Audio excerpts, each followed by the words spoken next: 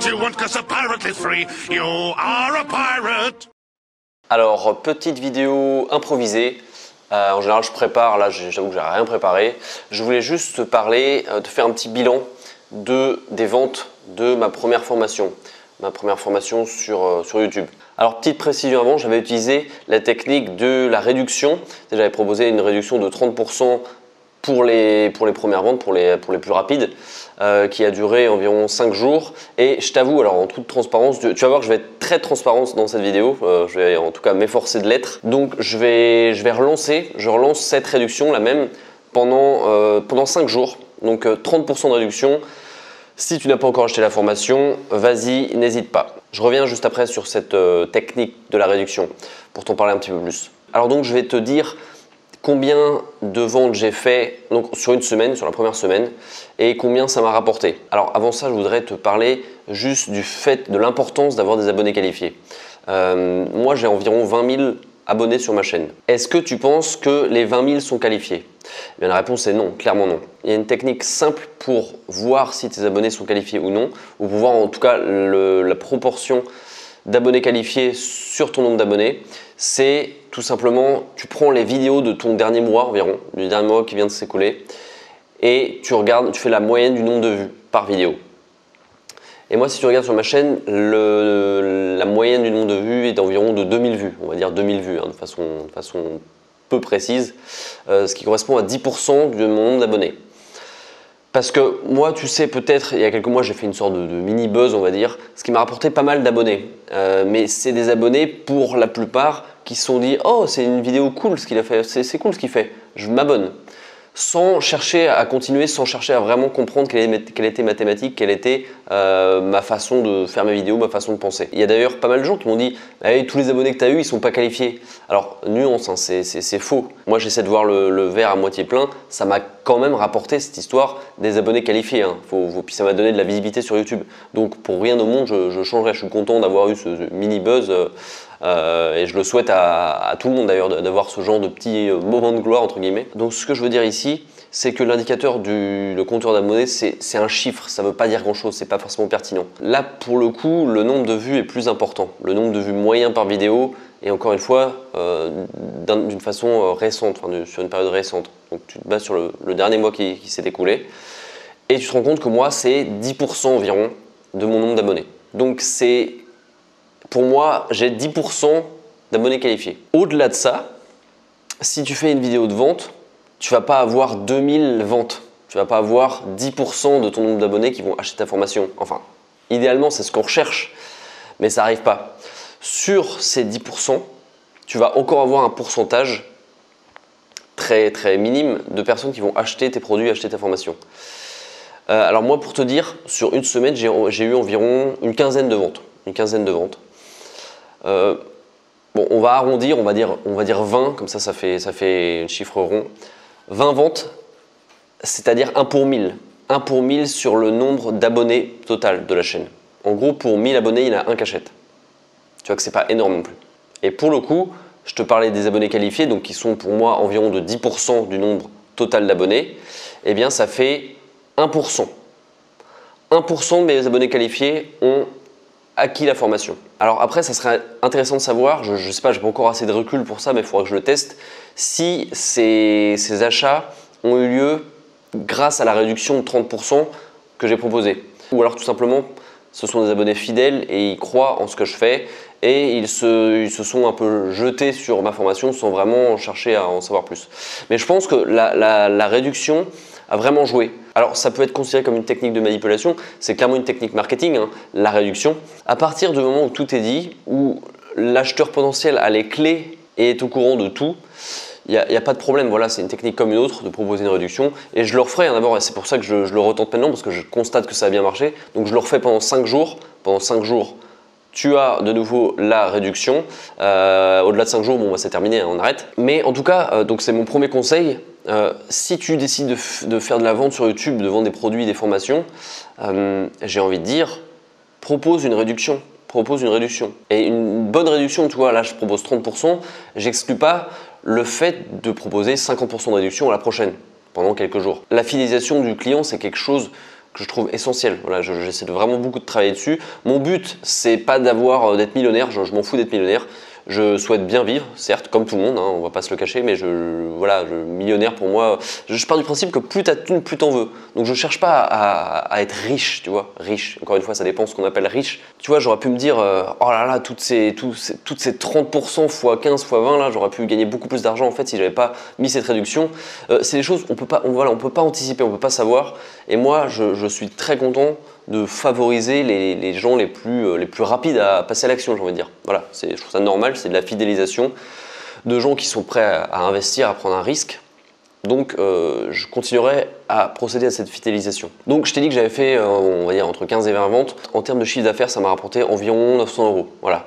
Tu peux le voir sur ce print screen, voilà, je suis totalement transparent. Et voilà, même un print screen de mon PayPal, comme ça tu peux te rendre compte de ce que j'ai gagné environ.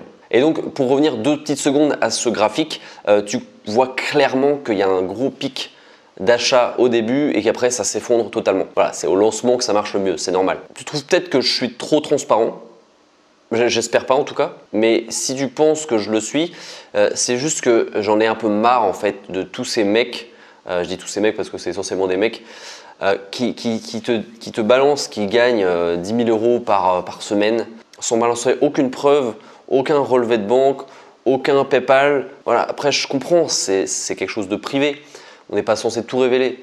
Mais à partir du moment où ça arrive un peu dans le registre, soit de la manipulation, soit du mensonge, encore une fois je dénonce personne, je ne sais pas, mais potentiellement quand tu dis à quelqu'un que tu gagnes 10 000 balles par jour ou par semaine, mais que tu n'es pas capable de le prouver, bah, on peut être dans le mensonge. Quelqu'un qui te dit je gagne tel argent, mais qui ne te le prouve pas, et qui te dit en même temps si tu suis mes formations, tu vas gagner autant. Faut fuir, faut fuir. Moi, je suis quelqu'un de très humble, très modeste.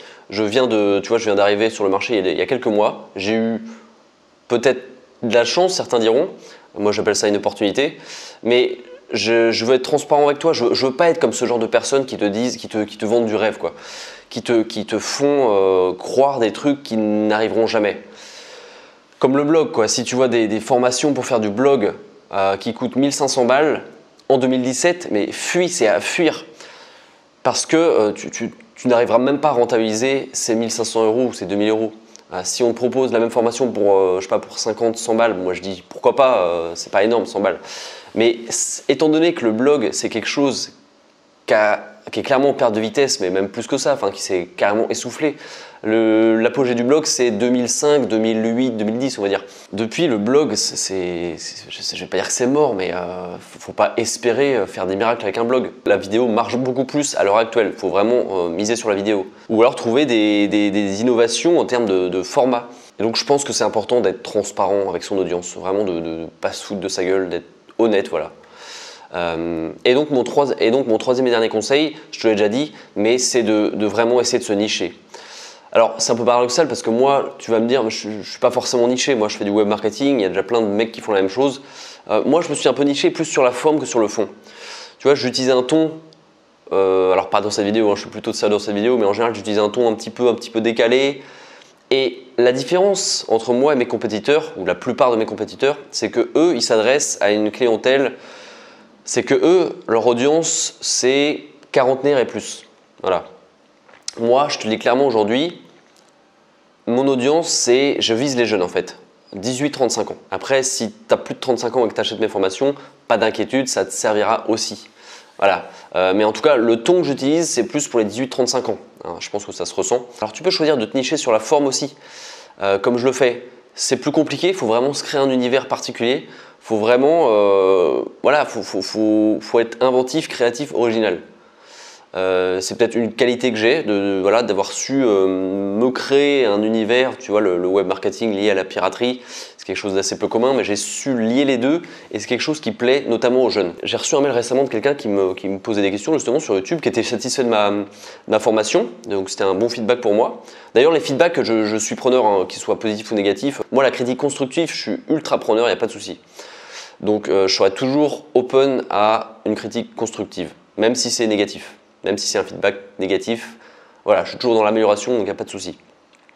Pour revenir à ce mail reçu de cette personne qui me faisait un feedback, donc elle me posait des questions, elle me disait voilà j'aimerais bien lancer une chaîne sur l'immobilier, mais ça me paraît trop large comme sujet. Alors au début d'être large, c'est pas un problème d'être large, pour un petit peu tester son audience. Voilà, pour tester la forme de sa chaîne, j'ai envie de dire. Et si on voit que ça prend bien, essayer petit à petit de se nicher quelque part. Par exemple, pour l'immobilier, ça peut être investir dans l'immobilier en colocation, investir dans l'immobilier, je sais pas moi, à l'étranger, en Roumanie, en Indonésie, en Chine, investir dans un immeuble complet, investir dans des parkings. Voilà, ça peut être la même chose pour la cuisine. Tu peux décider de faire une chaîne que tu monétiseras sur de la cuisine espagnole, la cuisine française, la cuisine indonésienne, chinoise, vietnamienne. De même pour la musique, tu peux choisir de proposer des cours. J'ai vu sur YouTube, il y a des types qui font ça. Des chaînes pour apprendre à faire de l'harmonica, à faire de l'accordéon, à faire de la guitare, de la basse, de la harpe. Voilà, ça c'est des super niches ça. Après, l'enjeu est d'être visible, c'est sûr. C'est d'ailleurs quelque chose sur lequel j'ai essayé de mettre l'accent dans ma vidéo, dans ma formation. D'être visible, c'est le gros enjeu de YouTube. Il y a une grosse concurrence, mais si tu arrives à mixer niche et tout donner sur la visibilité, eh bien ton business décollera. Alors je dis pas que tu feras 50 ventes le premier jour. Et tu vois, moi sur une base de, on va dire 2000 abonnés, je considère que j'ai environ 2000 abonnés, faut pas se mentir comme je te disais au début, eh bien j'ai réussi à faire quand même pas mal de ventes, à avoir presque 1000 € en une semaine, je te l'ai prouvé. Et voilà, et c'est encourageant, et même si j'avais fait une vente, j'aurais été content. Faut voir le verre à moitié plein quoi. Donc je vais continuer, je pense que je vais proposer une vidéo ou une formation comme ça par mois. Je cherche des idées, enfin j'ai déjà des idées, je te tiendrai au courant de tout ça. Le but de cette vidéo c'est de te montrer que sur YouTube c'est possible de faire du business, voilà, en travaillant beaucoup. Alors ne quitte pas, mon plus gros conseil, un dernier conseil, ne quitte pas ton job si tu as un job, si tu es salarié, ne le quitte pas maintenant, ne quitte pas pour faire ta chaîne YouTube, c'est suicidaire. Mais commence à réfléchir là-dessus, si ce n'est pas encore déjà fait, en parallèle de ton job, si tu es salarié bien sûr. Si tu es étudiant, bon voilà, pas d'excuses, tu te lances. Encore moins d'excuses si tu es au chômage et que tu veux être indépendant. Là, moi, c'est comme ça que j'ai commencé. J'ai été au chômage, j'avais été viré de ma boîte. Et je me suis lancé là-dessus à plein temps. Mais quand je dis plein temps, c'est je bossais dessus peut-être 5 heures par jour non plus, c'était pas énorme. Donc voilà, il faut rester modeste, il faut travailler, il faut être imaginatif. Et en principe, tout se passera bien. Moi, j'ai encore plein de choses à te balancer. Du contenu premium, on a vu, ça sera de temps en temps, et du contenu gratuit à gogo, donc ne te fais pas de soucis là-dessus. On en reparle très bientôt, je m'arrête là, j'ai beaucoup causé, je suis parti dans tous les sens, tu m'excuseras, ça m'arrive, j'ai pété un plomb. Je te dis à bientôt, ciao. Your heart fitted indeed. Being a pirate is a right to do what you want, 'cause a pirate is free. You are a